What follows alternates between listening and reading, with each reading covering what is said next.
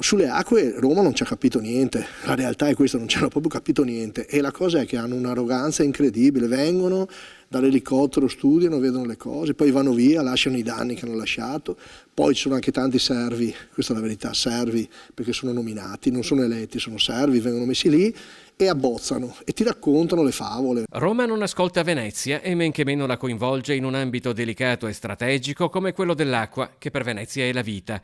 Il 4 novembre, 53esimo anniversario dell'eccezionale acqua alta del 1996, si solleveranno le 19 paratoie del Mose nella bocca di porto di Malamocco, una prova generale della quale a Cafarsetti non è arrivata comunicazione.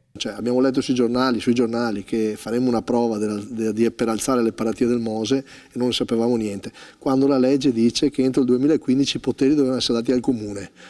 Alla città, mi pare evidente, alla città metropolitana nel caso specifico, bastava un decreto del Presidente del Consiglio dei Ministri.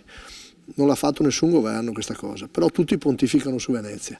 E Venezia la chiamano resiliente per questo, perché ce la facciamo malgrado loro. Il comune scava i rì, prosegue Brugnaro, ne cura la manutenzione dove ne arriva la competenza, ma in laguna non è così ovunque. Le difficoltà a condurre l'ordinaria manutenzione dei canali che servono il porto commerciale, ad esempio, ha portato ad un innalzamento dei fondali che sta limitando l'ingresso delle navi, fino a spingere i portuali a dichiarare 3 giorni di sciopero. In realtà noi stiamo perdendo i traffici, perdiamo le navi, perdiamo il lavoro, perdiamo quello che ci spetta di diritto, di poter competere con le altre città del mondo, almeno basandoci sulle nostre capacità e le nostre competenze. Invece, l'ho già detto più volte, giochiamo una partita a tennis con i sassi, con le pietre in tasca, con lo zaino da 100 kg sulle spalle. Vorrei vedere a tutti che riuscire a vincere in questo modo.